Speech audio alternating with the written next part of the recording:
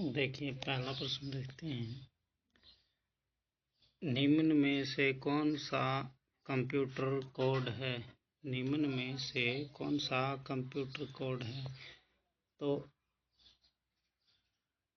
EBCDIC क्या है? Computer code है।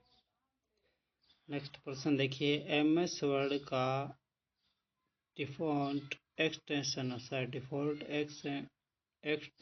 होता है तो ये क्या है? .doc होता है।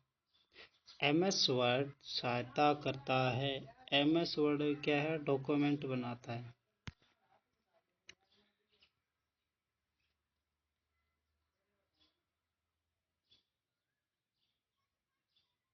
अगला प्रश्न देखिए, मेन मेमोरी होती है। मेन मेमोरी क्या है? वोलेटाइल भी होती है और नॉन वोलेटाइल भी होती है, यानी इस प्रश्न का सी उत्तर है वो सही हो जाएगा। अगला प्रश्न देखिए, तेज कम्युनिकेशन को किस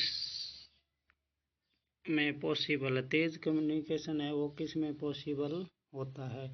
तो तेज कम्युनिकेशन है वो क्या है? ऑप्टिकल फाइबर में होता है।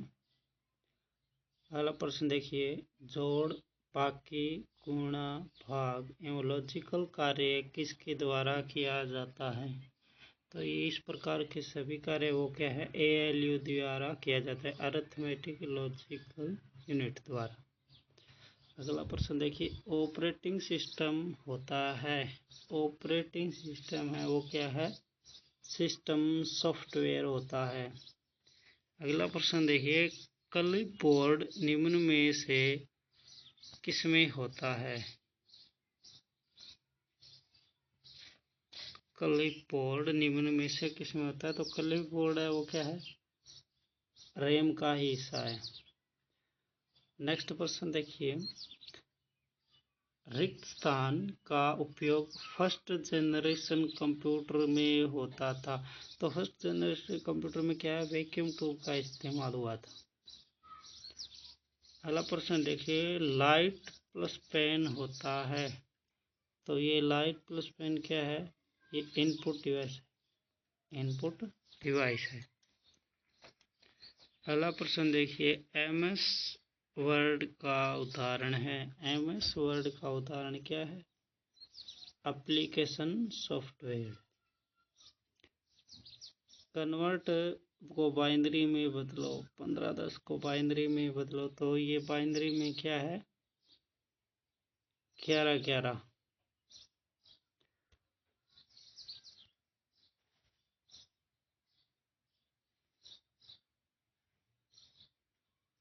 अगला प्रश्न देखिए,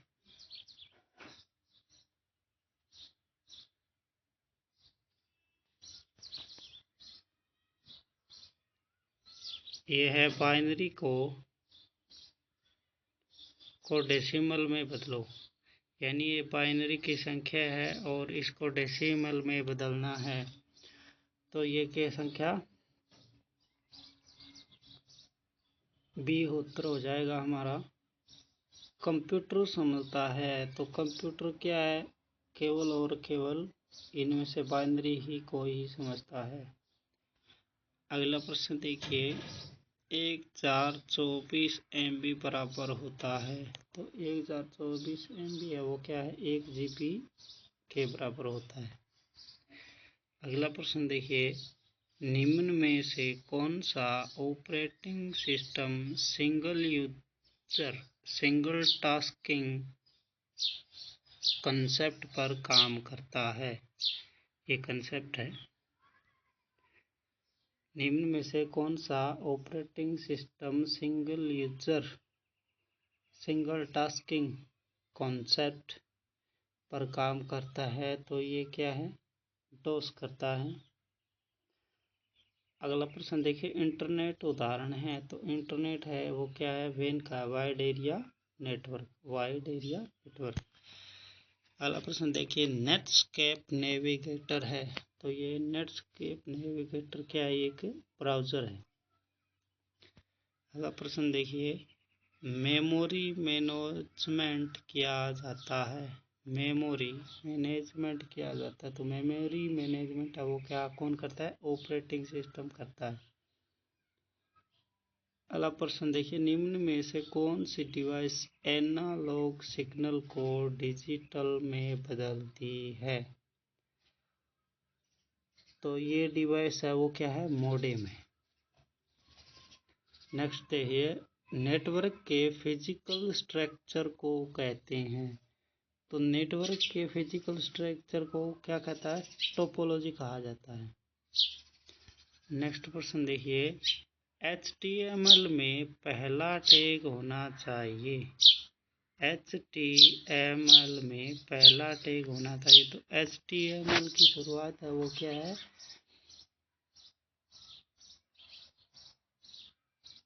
HTML से होती है, यानी सी उत्तर सही हो जाएगा इस प्रश्न का। अगला प्रश्न देखिए, HTML में कौन सी टैग पिक्चर दर्शाता है? तो ये पिक्चर दर्शाने वाली क्या है? इमेज होती है। अगला प्रश्न देखिए, निम्न में से कौन सा टैग टेक्स्ट को बोल्ड करने का काम करता है? तो ये बोल्ड है वो क्या है?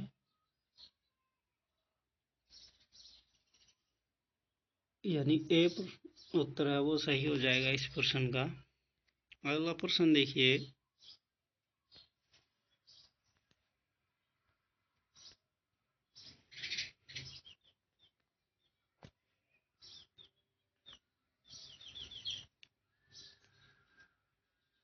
127वां प्रश्न देखिए, पेज सेटअप ऑप्शन निम्न में से कौन से मेनू में पाया जाता है? पेज सेटअप निम्न में से कौन से मेनू में पाया जाता है? तो पेज सेटअप है वो क्या है? व्यू मेनू में पाया जाता है। अगला प्रश्न देखिए, रिक्त फीचर साधारण टाइपिंग मिस्टेक बदलता है। तो टाइपिंग मिस्टेक को क्या है? ऑटो करेक्ट है वो ठीक करता है। अगला प्रश्न देखिए, माइक्रोसॉफ्ट वर्ड में CTRL प्लस काम आता है। तो माइक्रोसॉफ्ट वर्ड में CTRL प्लस काम आता है, ये आता है लेफ्ट प्लस अलाइन में।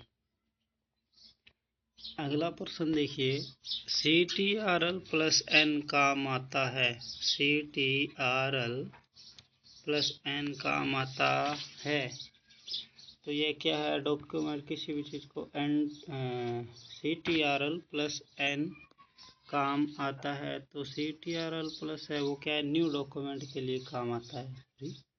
न्यू डॉक्यूमेंट के लिए काम आता है। नेक्स्ट देखिए, CTRL प्लस Z काम आता है। तो CTRL प्लस Z है वो क्या है? एंडू करने के लिए आता है। नेक्स्ट प्रश्न देखिए, फंक्शन के अंदर फंक्शन कहलाता है।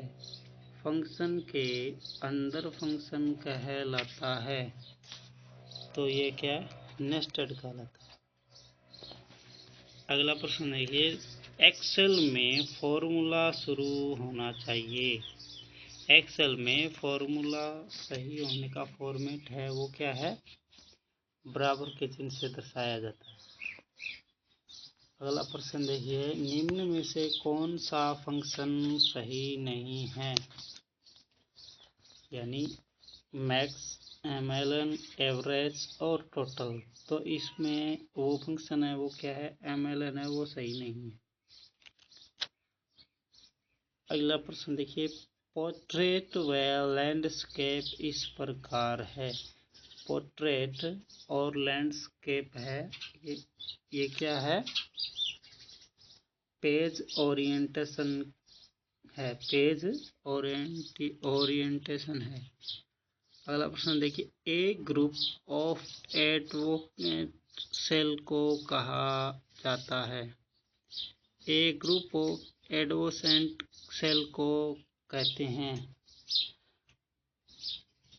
तो इसको क्या कहा जाता है? रेंज कहा जाता है, रेंज। अगला प्रश्न देखिए, रिक्त स्थान के द्वारा डाटा को कंपोज और संक्षिप्त किया जाता है। तो डाटा को कंपोज और संक्षिप्त करने का काम है वो क्या है?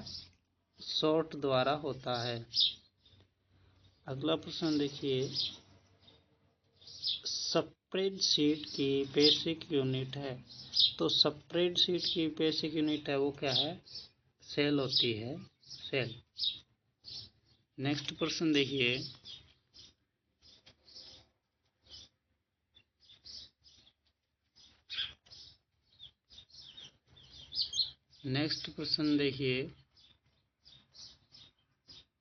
निम्न में से कौन सी मेमोरी फास्ट है?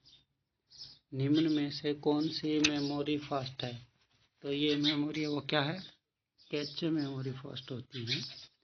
अगला प्रश्न देखिए, निम्न में से कौन सी टोपोलॉजी में कंट्रोल के बीच में रहता है? तो कंट्रोल के बीच में क्या है? वो स्टार रहता है, स्टार।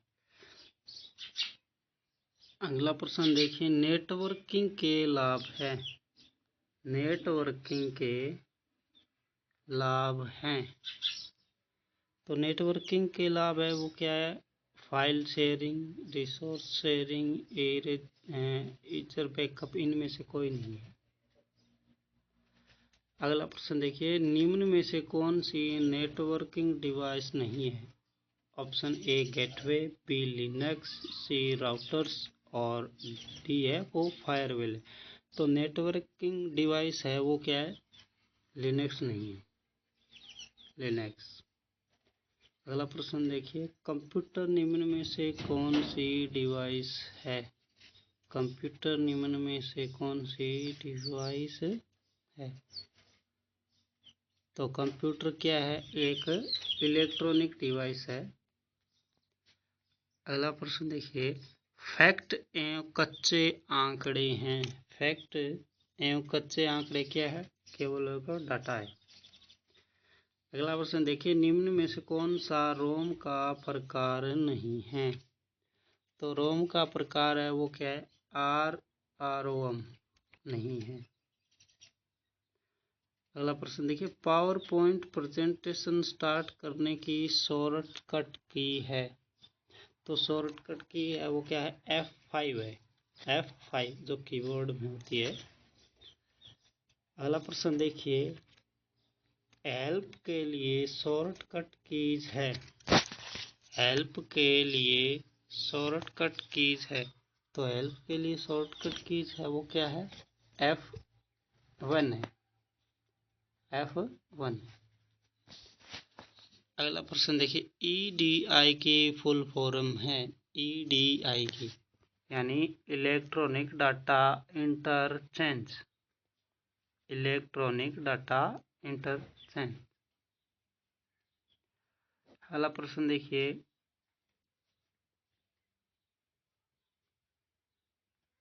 ई कॉमर्स को निम्न कैटेगरीज में पार सही है। तो ई कॉमर्स की क्या है? B2B सही है, C2B सही है और B2C भी सही है, यानी business to business, commerce to business और बिजनेस टू कॉमर्स, यानी ऑल ऑफ द अबव सही रहेगा। अगला प्रश्न देखिए, ई कॉमर्स के लाभ है। तो ई कॉमर्स के लाभ क्या है? टाइम सेविंग, कॉस्ट कटिंग और बेटर कस्टमर सर्विस, यानी इस प्रकार ये क्या है? उपरोक्त सभी प्रश्न सही रहे।